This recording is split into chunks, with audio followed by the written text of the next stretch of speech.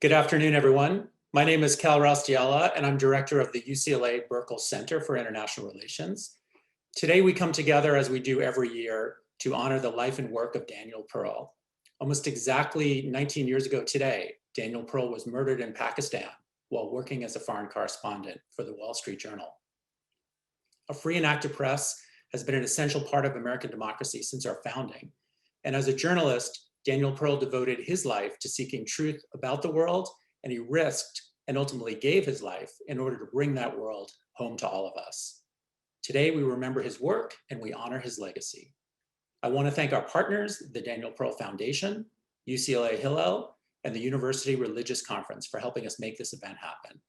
For this year's Daniel Pearl Memorial Lecture, we're fortunate to have as our guest someone I think is familiar to all of us. Jake Tapper has been an incisive voice of fact and reason, not only in this unprecedentedly news-filled year, but for many years before. Jake Tapper began his career in journalism over 2 decades ago. He joined ABC News in 2003 and moved to CNN in 2013 as the network's chief Washington correspondent. A constant presence on the network, he has been host of State of the Union with Jake Tapper and The Lead. In addition to his work on television news, which I think we've all seen, he has published 4 books, including most recently The Hellfire Club, a novel, and in 2001, the prophetically titled Down and Dirty, The Plot to Steal the Presidency. A lifelong Philadelphia Phillies fan and a father of 2, Jake Tapper is a graduate of Dartmouth College. So we're honored to have him with us today. But before we get to hear from him, as is our tradition at the Pearl Lecture, we have a few preliminaries. We'll begin with some brief remarks from Rabbi Lerner of UCLA Hillel. Then Judea Pearl, Daniel's father and an emeritus professor here at UCLA, will say a few words of remembrance. Following Professor Pearl, Jake Tapper will give this year's Daniel Pearl Memorial Lecture. And when he concludes his remarks, I'll come back on the screen and we'll have a conversation together, and I will then pose a few questions from all of you. So please use the Q&A portal on the bottom of your screen to submit your questions, and we'll pose them to Jake. Today's event is being recorded and will be available on YouTube and other platforms soon. So now, let me please welcome on screen Rabbi Lerner. Thank you, Cal. I'll start by saying that I miss you, and in fact, that I miss everyone here. This lecture has brought together multiple overlapping communities, and though we're larger in numbers without traffic on the 405, we feel the loss of one another's presence. I usually try to say a few words about the student experience here at UCLA, and I'll just say there's no sugarcoating it. Students are struggling, whether with food insecurity or mental health. There simply is no panacea to the challenge of being a social animal forced to isolate. UCLA administrators, professors, and those of us who work in various student life roles had already seen our roles change to a kind of constant vigilance for depression and anxiety. The pandemic has, of course, accelerated that process, but I'm proud of so many capable colleagues who have been able to add mental health consciousness and resources to their portfolio. It takes a village, and thankfully we have one here on campus that cares deeply about the whole community. Secondly, and of interest for this forum, many of us are also working with students on distilling facts from the onslaught of misinformation that they're fed online. The news consumed by our current undergraduates is often assembled by an algorithm designed to maximize profit for big tech companies. It thrives on confirmation bias and feeding us information that we want to believe. The idea of opening multiple news sources, reading a whole newspaper, it's no longer the norm. Of course, those of us in the 40 and above camp also now struggle with this, but it's a particular challenge we are seeking to address with students who literally have no other experience of current events.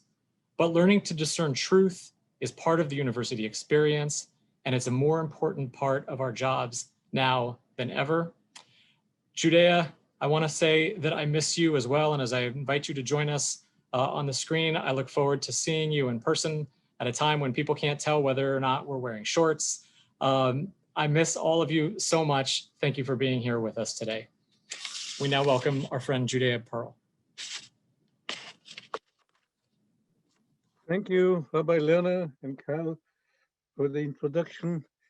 Ruth and I thank you all for being with us today, friends and colleagues and students and sponsors and supporters of the Daniel Pearl Foundation and all members of the UCLA community for whom this annual event has become a cultural landmark of shared values and shared aspirations.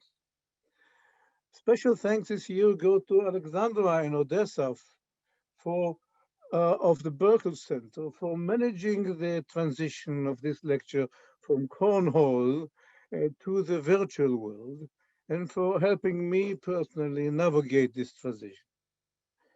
Now, friends, this lecture coincides with two major crises in our lives. The first was February 21st, 19 years ago, when we received a fatal phone call from the US consul in Karachi, Pakistan, informing us of a video that was found and that he hasn't got the heart to tell us what's in it. It was and still is incomprehensible for us to understand how the kindest of hearts could fall prey to the lowest of beasts, how a masterful pen and a friendly fiddle could be destroyed by one whim of one brute. The second crisis clouding this lecture was last week's decision by the Pakistani Supreme Court to free Dani's murderers. And there was such a thing as justice. That thing lost its spelling yesterday when Omar Sheikh was acquitted in a court of law. In 2002, Dani's murder has shocked the civilized world. In particular, it shocked his journalist friends into realizing that they no longer are protected by that invisible aura of safety which they imagined to have until that day. It also shocked them into asking more profound questions. Who are we? Who has anointed us with authority to tell facts from fictions, relevance from irrelevance, real news from fake news?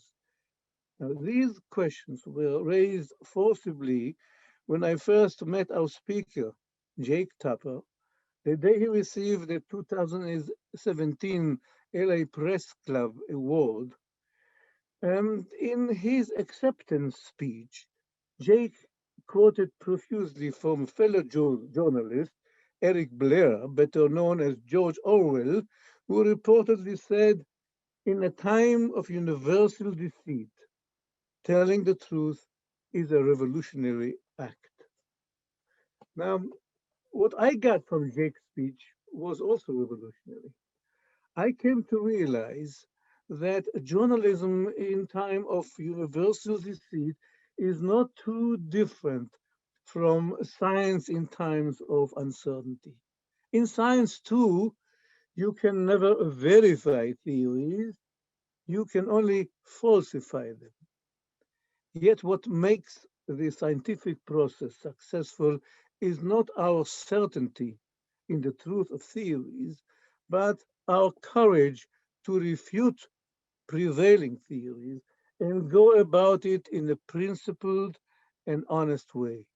And this is precisely what Jake demanded from his fellow journalists in his acceptance speech and exemplifying personally in every day of his professional life. To fight for truth and to do it in an honest way without fear or favor. My second encounter with Jake was when he got into trouble with Congresswoman Rashida Tlaib, when Jake suggested that conservatives condemn Trump's incitement of his followers the same way they condemn Palestinian leaders for validating terrorism against Israeli civilians. Rashida tweeted, "Comparing Palestinian human rights advocates to terrorist white nationalists is fundamentally a lie. Oh, I said, Jake is in real trouble. He touched the untouchable, Palestinian incitement to terror. And sure enough, 2 weeks later, we saw Linda Sossu and her followers demonstrating in front of the CNN office in New York City, waving a petition signed by 17,000 people calling for CNN to fire Tupper, the anti-Arab, anti-Palestinian, anti-Muslim. Cancel Tupper, they shouted. This is getting serious, I thought. So I wrote to Jake, can I vouch for your innocence? And Jake answers, don't worry. No one at CNN takes Linda Sarsour seriously. But thanks for the offer. I may need it someday. Our next encounter, however, it was Jake who came to our help. When the Pakistani court issued the shocking ruling, Jake was among the first to express an outrage and to call attention to this travesty of justice. Throughout this ordeal, Jake was a great source of support to us and to the entire team that is fighting for justice to Danny. So thank you, Jake, for honoring our son with your lecture today, for everything that you and the journalist community are doing to bring him justice and to keep his legacy alive. I now give the microphone to our speaker, Jake Tupper.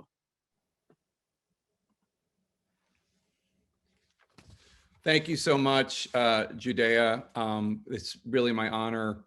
I want to thank Judea and Ruth and Tamara and Michelle and any other members of the Pearl family that are out there. I don't know if Marianne or Adam are watching.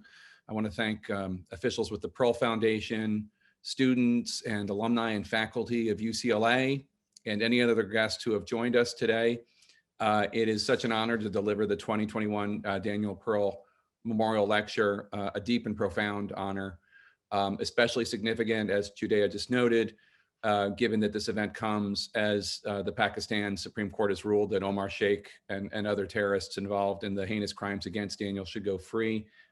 Regretfully, just earlier today, the Supreme Court ordered that Omar Sheikh should be taken off death row and moved to a government safe house. The Biden White House has called all of this an affront to terrorism victims everywhere. Secretary of State Blinken last week called his Pakistani counterpart to express outrage and ensure accountability.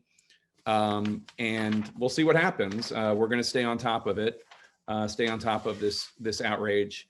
I had Chris Christie on my show before this came to court, the Pakistani Supreme Court. He, of course, was the U.S. attorney at the time of Danny's murder, and he recently told me that if Omar Sheikh and the others are freed from prison, the U.S. should demand that they be extradited, that the New Jersey U.S. Attorney's Office is ready to act to ensure justice. And as much as journalists such as myself stay on top of this, I hope that with people like Secretary Blinken and former Governor Christie, their justice will be done. But it's all a reminder that when it comes to the fight for justice and the fight against extremism and hate, vigilance must be eternal. We're never going to arrive at a place where we can just relax and not worry about it. And that vigilance can come through any number of places. Vigilance for justice, I'm talking about now. Whether you're active in politics or you want to go into the legal system, whether you're a community activist, whether you want to be a journalist, you just want to be a well-informed citizen, that vigilance is the responsibility of all of us. I believe in a balanced and independent and nonpartisan news media, but that's not the same thing as a value-less news media. We can journalists can stand up for justice. We can stand up for democracy. We can stand up for decency. I believe that it's our role. It's an essential part of the watchdog role for journalists. And I know that being a watchdog and telling stories is what Danny Pearl dedicated his life to. Would remember him when he was alive. I remember his work. I never had the honor to know him, but I remember his work. And I know that this is an early calling for him, whether reporting for Stanford's KZSU or co-founding the Stanford Commentator, which was a student newspaper at the time that invited writing on all sides of contentious issues, so people could hash things out and do so in a respectful way, based on evidence and facts and well thought out opinions. Whether he was dedicating his time to writing under deadline a perfect 14-inch story about a six-car pileup in Lanesboro, Massachusetts for the Berkshire Eagle, or tracking down terrorists in Karachi for the Wall Street Journal to find out more about why they were doing what they were doing. And that was Danny's legacy: facts and truth brought with clear eyes and context. His former editor at the Eagle, Lewis Kyler, would later recount how Danny would have to tell him to stop making phone calls to make deadline. He would, quote, "I had to tell him, damn it, Danny, write, no more calls." He always wanted to make more calls because there were so many dimensions of the story he was curious about, unquote, the editor said. A former mayor in Western Massachusetts recalled threatening Danny he was going to cut off Danny's access to City Hall if Danny reported on a building development before the powers that be wanted it divulged to the public. And Danny said, "No, you won't." And he reported it to the public, and he was right. So many journalistic values exemplified in just a few anecdotes about Danny and Danny's life. A curiosity about the world, a recognition that more information, more facts, more viewpoints would enhance all of our understanding of the world, and diligence and perseverance and a strong work ethic, and the courage to stand up to people in power, whether a local mayor or something more nefarious. Those of us who work at CNN and on my shows, The Lead during the week and on State of the Union on Sunday, we aspire to live up to these values that guided Danny, to be watchdogs, to be storytellers, to inform, to come at issues, not with an allegiance to any partisan view, to come at no allegiance to a party, but an allegiance to our viewers and our readers, to bring them the facts and the truth and bring them an analysis and a context that helps them understand what was going on. Because what was Danny doing in Karachi? He was trying to understand. He was trying to explain. He wanted to foment understanding. And it was difficult what he did. And he ultimately gave his life to it. Every era, of course, has its challenges. And then in this era, where facts and truth are so willingly being disregarded, where bigotry and indecency and conspiracy theories are being mainstreamed, it is our belief on my shows that journalists need to stand something as lighthouses in a fog, hoping and helping the world to steer around rocky, treacherous shoals. And right now, in the world of politics, those rocks are lies and bigotry and indecency. Some of the lies about the election, ones that have been adjudicated in courtrooms and before election boards, and have almost entirely to be found without merit. And we need to be precise. We need to be clear-eyed with the public. If we have any hope that the facts we share, that the truth that we aspire to protect has any hope of surviving the assault by lies that we are now witnessing, we in journalism need to be extra diligent, even more so than before. The big lie, of course, right now is the one that Donald Trump actually won in a landslide victory, but because of fraud and malleable software, the election was stolen. And we all know that that's not true. What is shocking and dispiriting is to have seen so many other people beyond Donald Trump give this lie credibility. For months, this lie was repeated over and over on Fox and by Trump and by Pence and Rudy Giuliani and others. And then, lied to for months, millions of Americans got angry. got angry because they had been misinformed.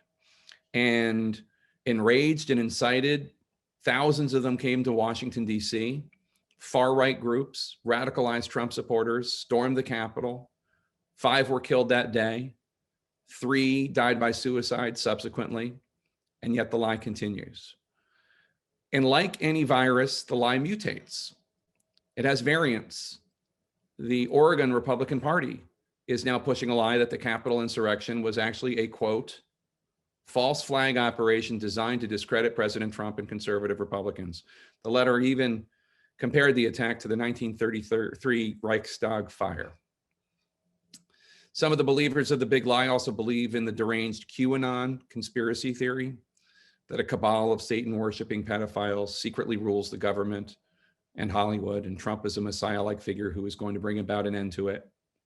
The Hawaii Republican Party, in expressing support for QAnon believers, amplified the voice of a fringe conspiracy theorist who also denies that the Holocaust happened.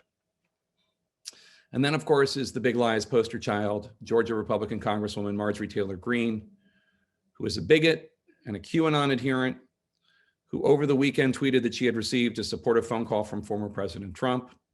She tweeted attacks such as, quote, yes, there is an enemy within, and that enemy is a poisonous rot of socialist policies and America last sellouts who are pompous hypocrites that believe they are untouchable elites, unquote, which is certainly interesting language.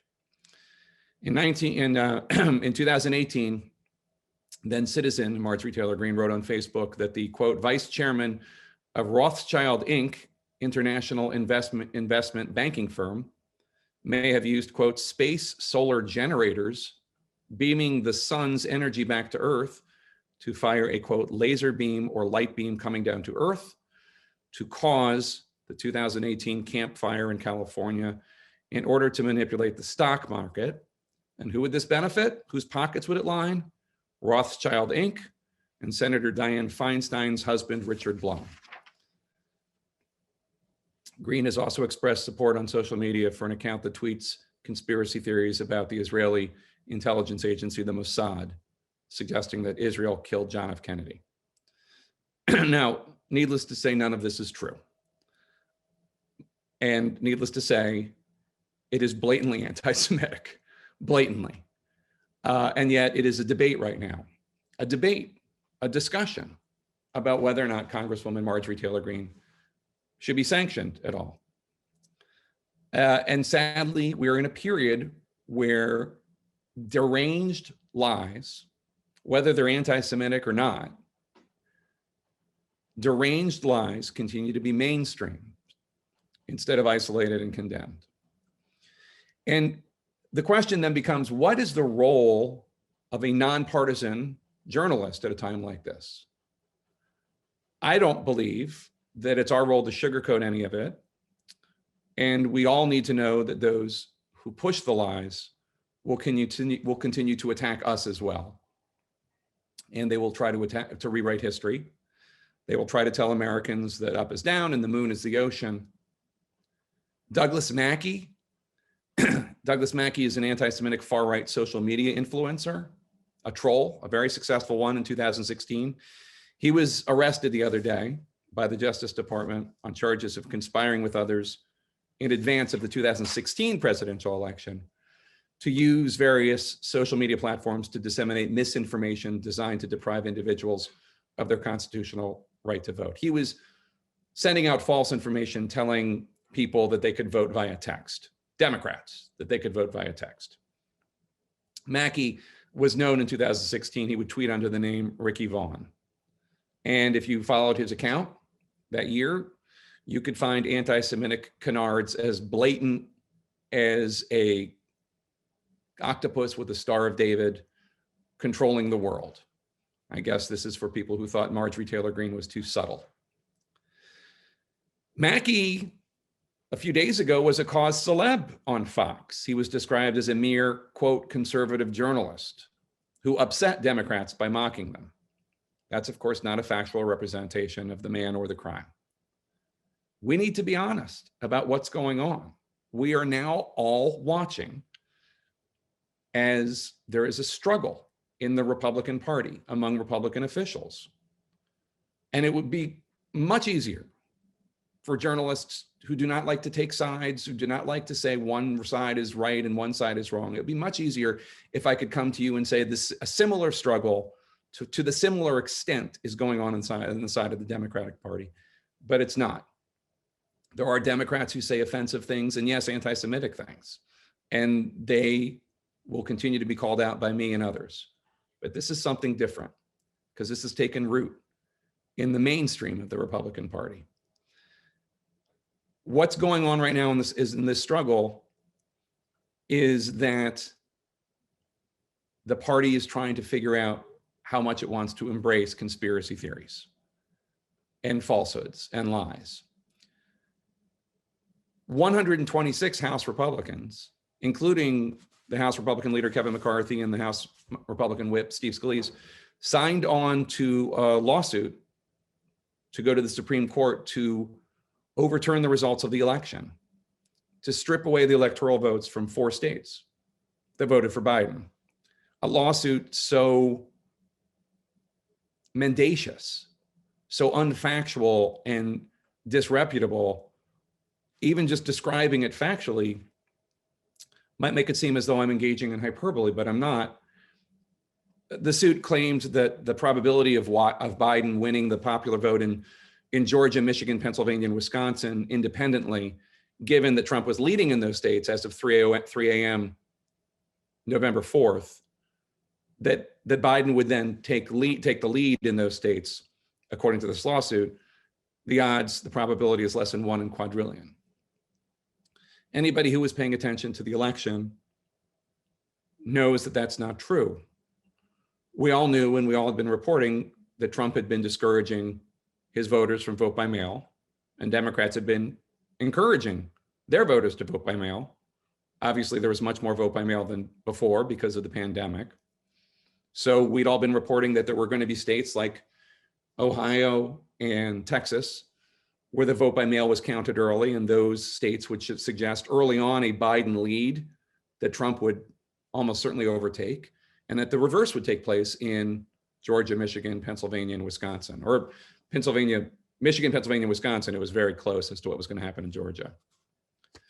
But that's just one lie in this, and fed these lies. Months later, a crowd of angry Americans stormed the Capitol. And the question is, how far is the distance between the big lie about the election that McCarthy and Steve Scalise and Ted Cruz and Josh Hawley gave support to? How far is the distance between that lie and QAnon? How far is the distance between QAnon and the lie that the Parkland and Sandy Hook shootings were false flags? And how far is the distance between any of those lies and the desire to blame the evils of the world on a minority group, whether Mexicans or Muslims or Jews or any group? What is the distance? Once you start lying willfully, eagerly, how far is it from the big lie about the election to saying that the Rothschilds are firing space lasers to make money? And how can any one of us sit back and let it happen? Because we're all seeing what happens when you let these things become mainstreamed. I know a lot of you see it on college campuses today, except perhaps the accusations aren't really coming from the political right, but maybe from the left. Attacks on students or faculty members because of their faith or ethnicity, their religion. The kind of discrimination that assumes that because of your religion, you support all sorts of policies carried out by others who share your religion, or you support all sorts of policies carried out by a foreign government. Lies told in the name of justice. It's not acceptable whether it's done by the left or the right. It's not acceptable whether it's done by a student leader or a member of Congress. But obviously, right now, the bigger threat I see is the lies that are incubating inside the leadership of the Republican Party. Because we saw those lies turn into violence on January 6, 2021. And to be honest, we saw it before then too.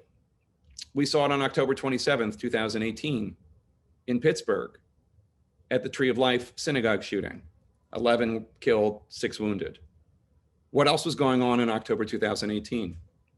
It was the midterm elections. Donald Trump and his supporters were saying over and over that a caravan of Honduran migrants were coming to the US. They would help destroy the country.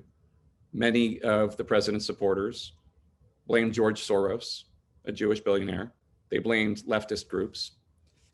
And the gunman that walked into the Tree of Life synagogue, he took them at their word.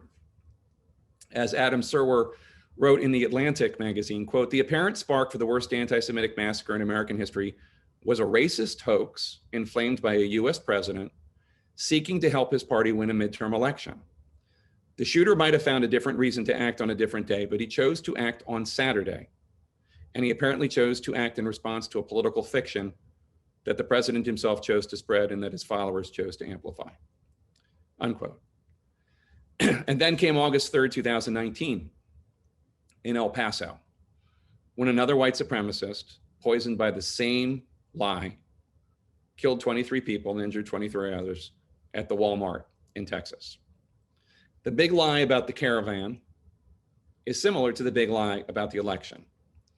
The president and his supporters, such as Congressman Matt Gaetz, spread it on channels where it was open and welcome, like Fox. It wasn't true. It was entirely in the service of maintaining power. Supporters took it seriously. Many were incited to violence. And now there are dead people because of a lie. I do not believe that journalists do anyone any favors by covering this kind of story with kid gloves. And I include myself in who I'm criticizing, because I look back at how I covered Trump, and I do think I covered him fairly aggressively early on. But I look back and I am disappointed in myself in that I allowed him to move on from his racist comments about Mexicans that he made on his announcement day, or his anti-Islamic bigotry that he made when he called for a ban on Muslims entering the United States in December 2015. Yes, I provided critical coverage.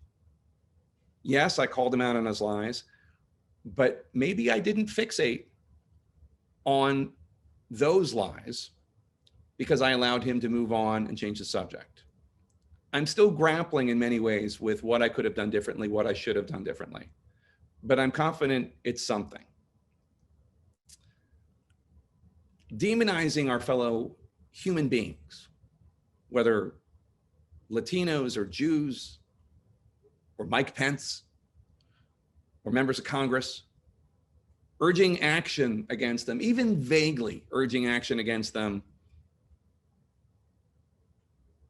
that could be seen as encouraging violence, whether it's stochastic terror, vaguely suggesting violence, or directly, trial by combat, as Rudy Giuliani said on January 6th. Underneath all of it is the corruption of facts and the destruction of truth.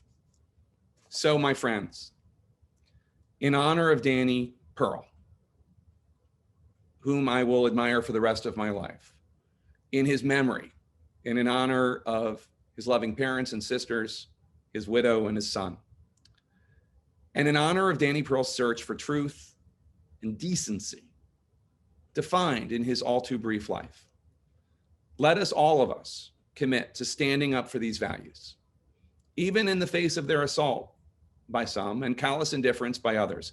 Let us learn a lesson from this era by not just moving on from lies and bigotry, but by recognizing that toxins in our body politic need to be called out and they need to be expunged. It's not easy to do this, and it won't be easy for all of us to get through this era. And we will never succeed completely and utterly and totally. But in Danny's name, let us pledge to each other that we will try. Thank you so very much for this honor. I now look forward to our conversation. Great. Thank you so much for that, Jake. And I couldn't really agree any more with what you said. I think the issues that you raised are incredibly important and really kind of shocking in many ways for those of us who have been around for a little while and seen what American politics and journalism was like in the past. So I guess I want to ask you a few things, but one is about the role of social media in the things you described. So, you know, I follow you on Twitter. You're a pretty active presence. Many reporters and journalists are. And I think we all know that social media has been an important vector, maybe the single most important vector for all of these problems. So what should we do about that? It's such a complicated question. And in fact, I was just watching before this event, the governor of Florida, Ron DeSantis, just announced a new proposal. I assume it's a proposal. I don't think he can do it by executive action, but I might be wrong. Don't hold me to it. Where if a social media company deplatforms someone who is a candidate for office, then that social media company has to pay a fine of $100,000 a day for that deplatforming. Now, I don't think that proposal passes constitutional muster because social media companies are not the government, and the First Amendment applies to the government. The government cannot regulate our speech. Social media companies can regulate whatever they want. So it's on its face unconstitutional, but it gives you an idea of how there are a lot of people who look at social media and think, wow, there are a lot of lies being told on social media. What do we do about it? There are a lot of people who control the social media who think, wow, we're making a lot of money. And then there are other people who think, I don't understand who's making these rules and how are they deciding what happens, and it seems to unfairly go after conservatives. So let us assume that everybody, except for the people that are just sitting back and making money, are acting in good faith. I don't know. I mean, the truth of the matter is, look, I live in Washington, and I imagine that January 6th was traumatic to everybody in this country.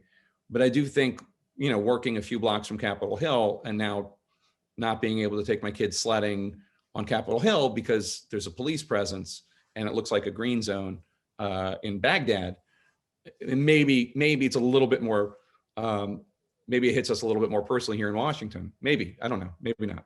But it's a complicated issue. But one thing that I don't think is, I think that it's important for people who have these debates and discussions to do so in an honest way that relies on facts. So if people in social media actually think that conservative outlets are being discriminated against in favor of liberal outlets, okay, let's have that conversation. But what I cannot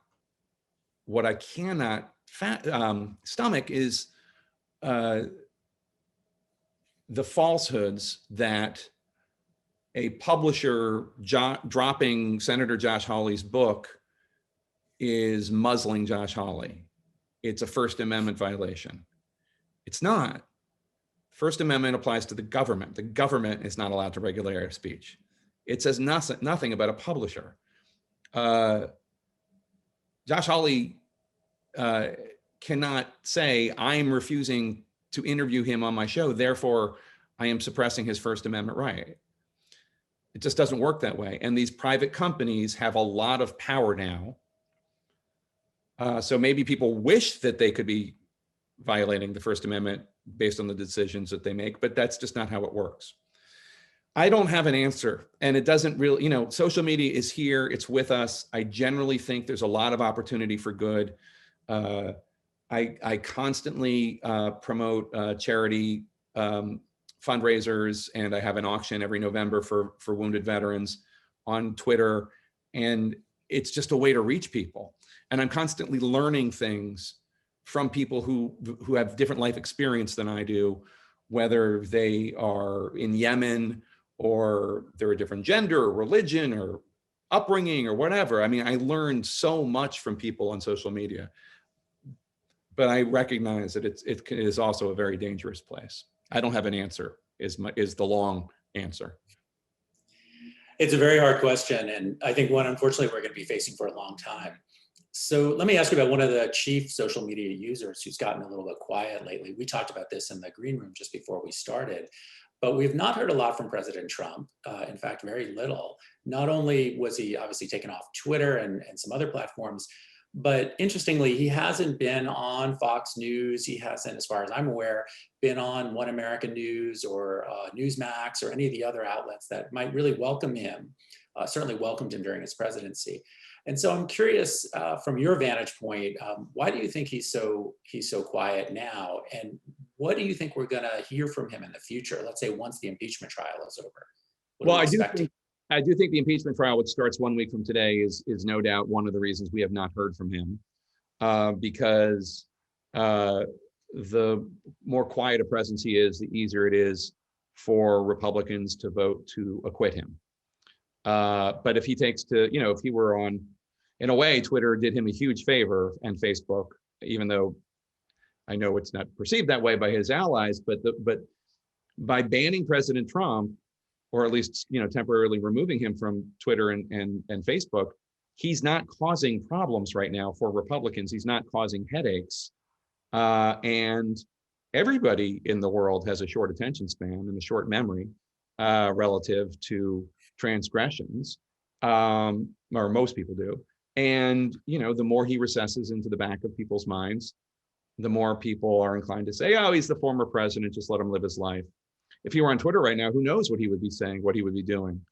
I mean, it's not, he said things that were supportive to the insurrectionists, the terrorists who attacked the Capitol. He said, "We love you," after they had attacked the Capitol in a video.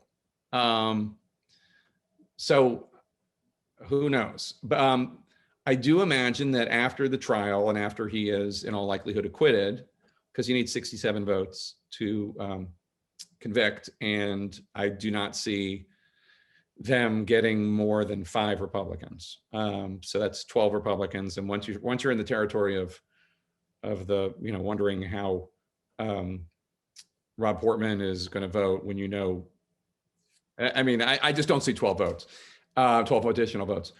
I imagine that he will return to Fox and perhaps OANN and perhaps Newsmax. I mean, he likes the limelight, and I'm sure we will see him. I think the bigger question I think will be, how much does he realize that he'll get more attention if he is selective and appears on TV rarely? And I think, what if he wants to do a big network interview, and he wants it to be live, so it can't be edited down? Will an ABC, a CBS, an NBC, will CNN? I mean, he would never do it with us, so I don't really have to worry about that. We're the only channel he didn't give one interview to his entire term. But what will they decide to do? I mean, would ABC News, would CBS News refuse to give somebody whose utterances are accused of inciting violence? Would they refuse to give him a platform? I don't know. But I'm sure we haven't heard the last of them. Would CNN take him on if he was actually interested in coming on? Would you interview him? It's a great question, but the truth of the matter is I don't have to even make that decision, because he never, like, the last interview I did with him was when I challenged him on the fact that he was being racist about Judge Curiel, who was the judge from Indiana, who had Mexican-American heritage, who Trump said he couldn't be fair because he wants to build a wall. And I said, isn't that the definition of racist? And that was the last interview I had with him, summer 2016. So and he hasn't done an interview with CNN since I think August of 2016. So he'll never do one with us. If he did one with us, he would never do one with me. But that said, what would I do? I mean, just to engage in your hypothetical, because I shouldn't dodge questions because I'm a reporter. Yeah, I would do it. Absolutely. But I wouldn't let him get away with filibusters or lies or racism or calls to violence. So I'd have to eat my Wheaties that morning. But yes, I would do it. I personally think it's important to have him be interviewed by people who aren't just gonna nod at whatever he says and actually follow up with tough questions. So I'm glad that you would consider it. I agree it's far-fetched, but if it happened, I think that would be great. So I think the likelihood that I'll be interviewing Elvis in the next year is stronger, but. Let me ask you another issue about journalists and the changing nature of journalism. So I happen to be teaching my UCLA law school students about the story of Julian Assange, and it's and WikiLeaks, and so this is for some of them distant history. They barely know about it, but it raises. It's back in the news, as you may know, because Julian Assange may be extradited to the United States, and of course was implicated in the 2016 election. And so one of the interesting things from a journalistic point of view is whether Assange is a journalist, and is Wikipedia some kind of publication. And so just curious from the inside, what do you think about that? Well, I tend to be I tend to think that the more you start carving out exceptions, the more you potentially undermine people that you like. And I tend to be the kind of, like, I was raised where I learned about the ACLU defending the Nazis who wanted to march in Skokie. And I was raised to believe that as much as I hate Nazis, and it is reciprocated, that is an important freedom that we stand for in the United States.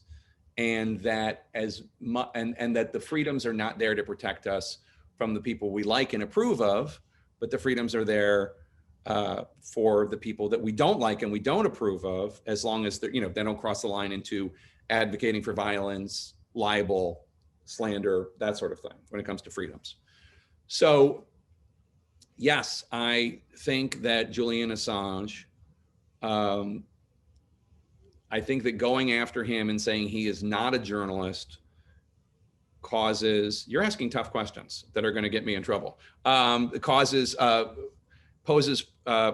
First Amendment problems for other people, because then it becomes, if it's just like, well, we don't like how he got this information.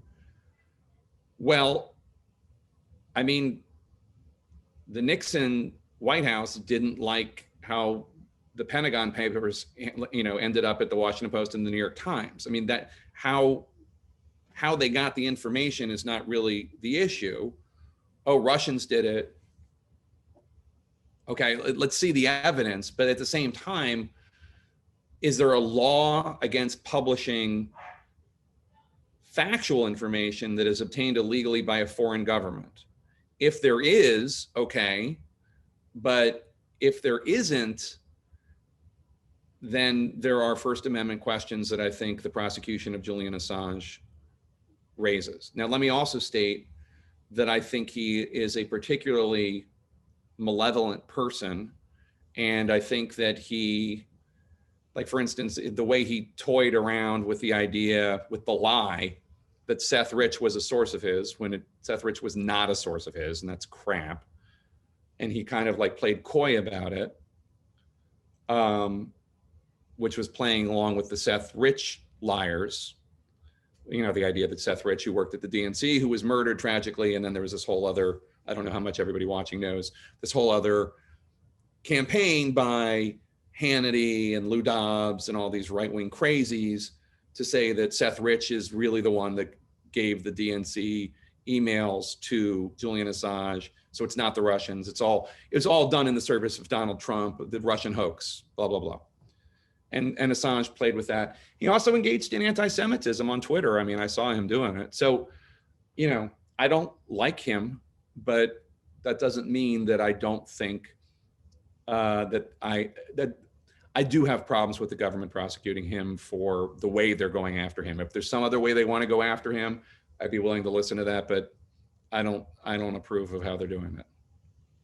I mean, to be fair, I think some of the charges involve the Espionage Act and other things where there's classified information. And, I think your example, it's an interesting one going back to the Pentagon Papers. But can I point out, I mean, the Obama administration used the Espionage Act to go after whistleblowers and leakers as well. Yes. In fact, Aggressively. they did so more than every other president combined up until that point. I'm not sure what the Trump folks did, but up until that point, Barack Obama was the most aggressive user of the Espionage Act. So that doesn't necessarily mean anything to me. Look, I'm happy to, like, if people disagree with me and Julian Assange comes back in the news and they want to come on my show, I'm happy to have this discussion.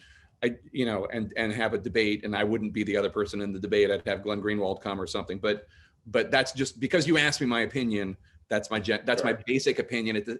I tend to side with, I don't like what they do, but they have a right to do it in this country.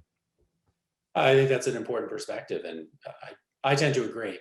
Let me ask you about another journalist. You've spoken out. We talked obviously here about Daniel Pearl, and that's who we're memorializing today. You've talked about Jamal Khashoggi's death as well. Yeah. And spoken out a few times questioning whether, of course, what did the Saudis really know? What was their complicity?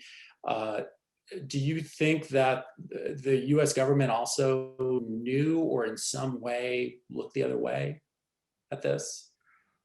Well, I don't know if they knew. I don't know if they looked the other way while it was going on, but they certainly looked the other way after it. I mean, that's just factual. And I think MBS's complicity has been made pretty clear. It will be interesting to see how the Biden administration handles Saudi relations, because it's very easy when you're not in government. Look, I mean, it's very easy for people like you and me to criticize China and Saudi Arabia for various and horrific acts. But once you are the leader of the United States of America and you have lots of competing interests, including fears of a nuclear Iran or a need to have China control North Korea, I mean, then these things become a lot more complicated. And a lot of people who are now in the Biden administration were, like you and me, criticizing China and Saudi Arabia and not having to worry about other things that we were going to need from China and Saudi Arabia for the benefit of world peace. But that said, I think the Saudi government is horrifically corrupt, and has a 17th century mindset, and was complicit not just in the murder of Khashoggi. I mean, they were responsible for it.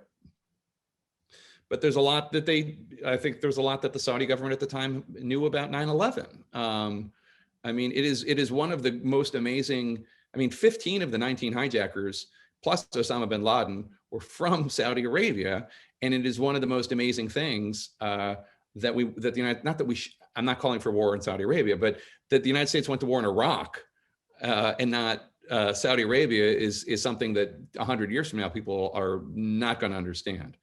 So I think that there needs to be a lot more openness and transparency, and I don't know what's going to happen. I mean, I think that the calculation that Jared Kushner made was probably not dissimilar from what I was saying about Julian Assange, which is this is what I need to deal with in order to achieve ABC. And maybe I'm wrong. Maybe I'm giving Jared Kushner too much credit, but perhaps he thought this is the best the United States is going to get in terms of a leader of Saudi Arabia, in terms of his views on allowing women to drive or not executing people for being gay. And he has a more forward-looking view of peace in the Middle East or whatever. We'll see if Tony Blinken and President Biden come to the same conclusion. I don't know. Yeah, that's a tough one, and I agree. I think it's something that Democrats and Republicans haven't necessarily been that far apart on in the past. They may not. No, not at all. Okay, so let's go to some audience questions. There's quite a few. So what I'm going to do is we're picking and choosing amongst them. Many of you I know sent in questions. We've got over 60 at this point, so obviously we're not going to get through more than a tiny fraction. But so let's start off here. So Jake, I'm just going to read these to you, and you can answer. So first question is, it seems that citizens are becoming more divided due to partisan views, ultimately creating distrust of both parties.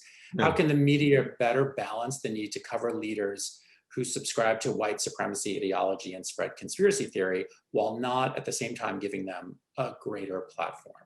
Well, those are two different questions. The one about partisan media concerns me all the time and has concerned me for a long time. And I don't think it got better under Trump.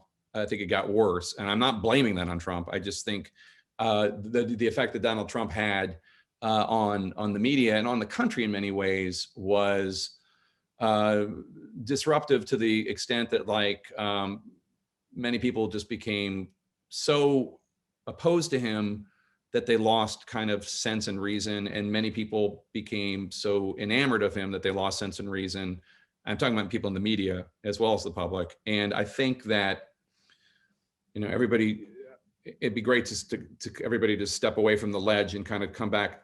I'm not talking about to the political center, but just to a world where not everything is like, for instance, there are legitimate debates to have about schools and whether schools should reopen during pandemic and what's the best way to do it.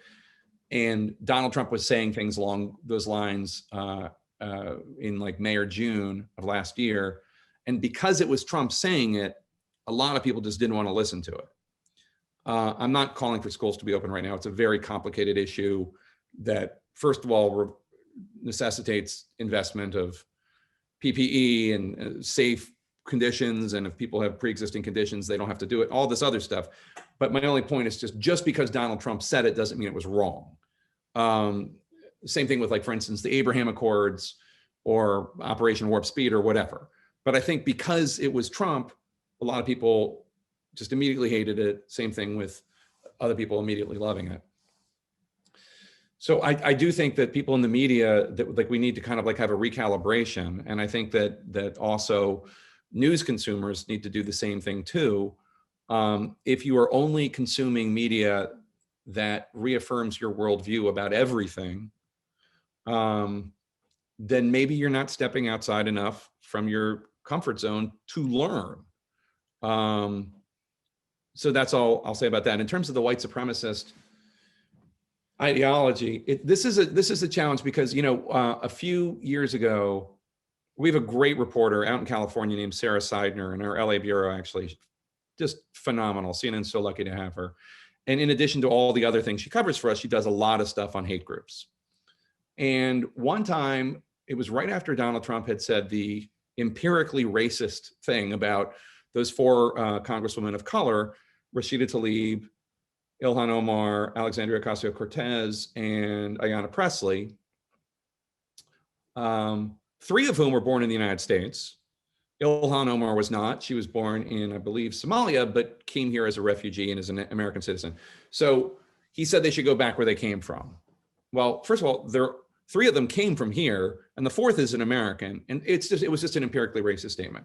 Sarah did a piece for us in which she went out to talk to bigots because these hate groups are a part of American political life. And if you don't, I'm not saying that they should be an accepted part of political life. They need to be called out.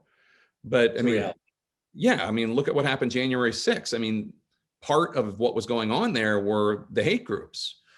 And so anyway, Sarah went and talked to one of them, who basically said that he agreed with what Trump said, but basically it was all talk, because at the end of the day, he talks a good game, but doesn't enact enough racist policies or something like that. And we got attacked for it, for airing, because this was like 2 sound bites in a 3-minute piece or something like that. And I got attacked for it, and CNN got attacked for it, for giving voice to this neo-Nazi, white supremacist, racist, as if we were approving of what he said. And it's an interesting discussion because, and I really thought about it, and we really discuss it a lot now, because obviously we don't want to be in the position of platforming approvingly these individuals, but how do you cover it if you are not covering it? So, I mean, it's a great question.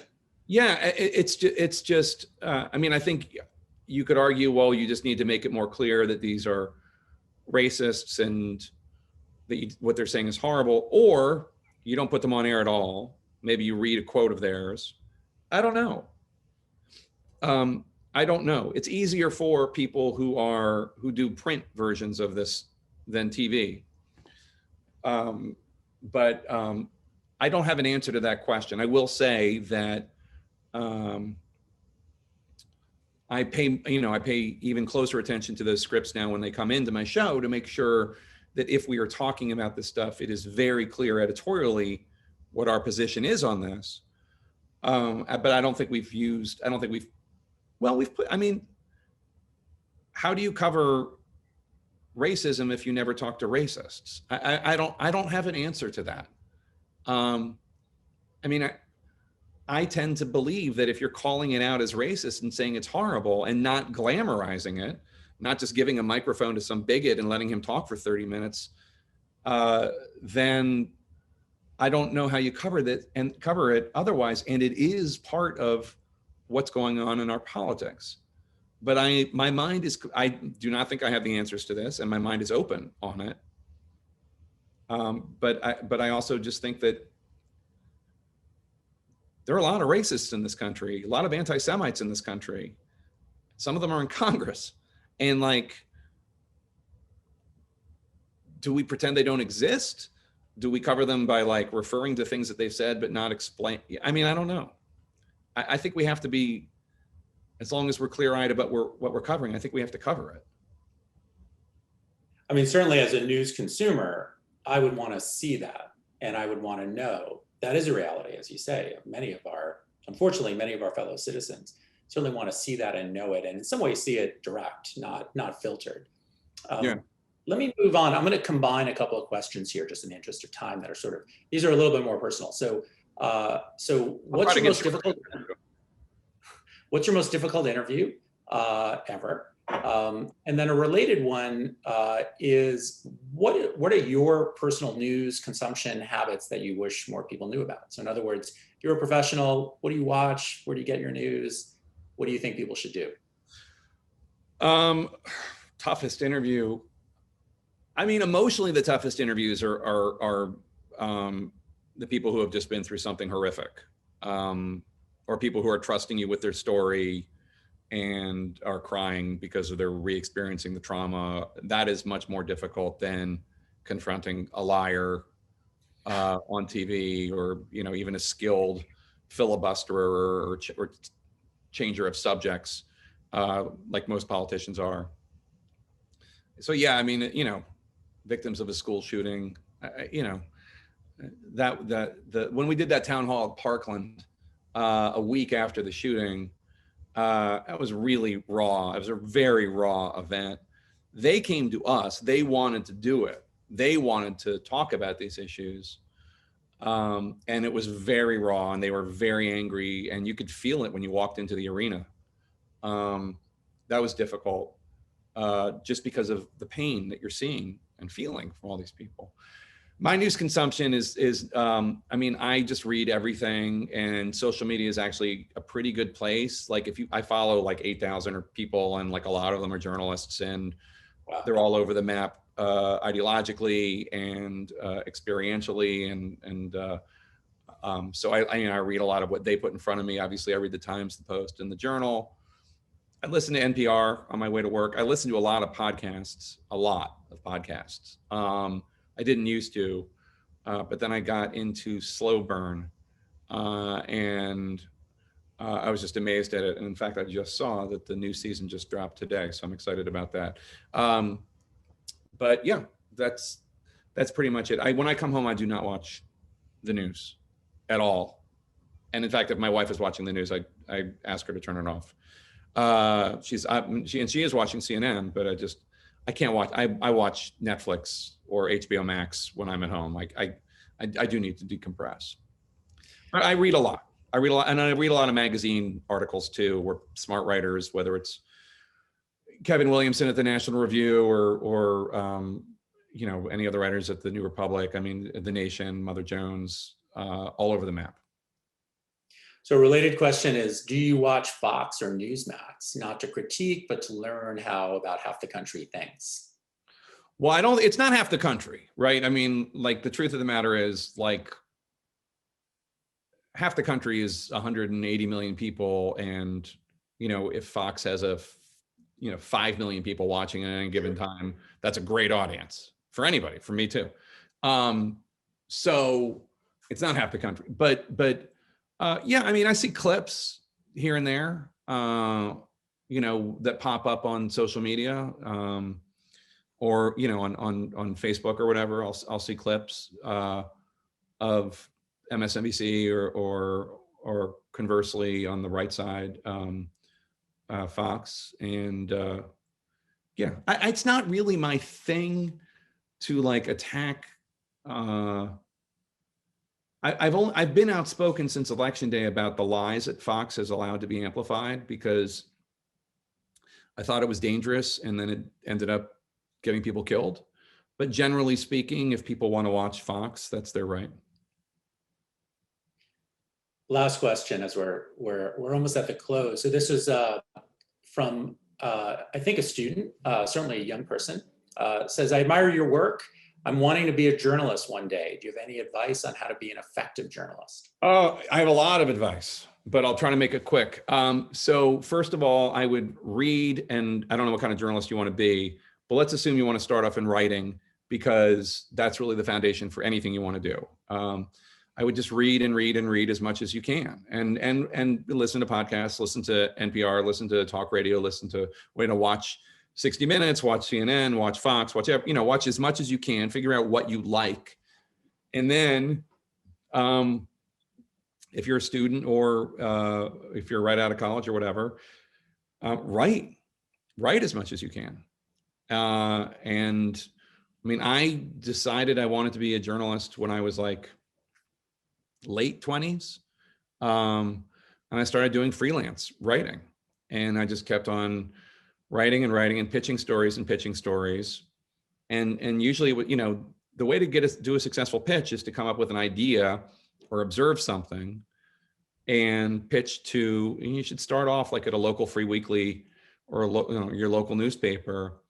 And then you just build your stack of clips, and then figure out what you want to do next. But read as much as you can and write as much as you can are the two rules I have. And then figure out what you like, and then try to figure out how to become that. There are so many different kinds of journalism, and so many different kinds of in each world: radio, print, TV, and learn how to do it, and be prepared to be rejected, and don't take it personally.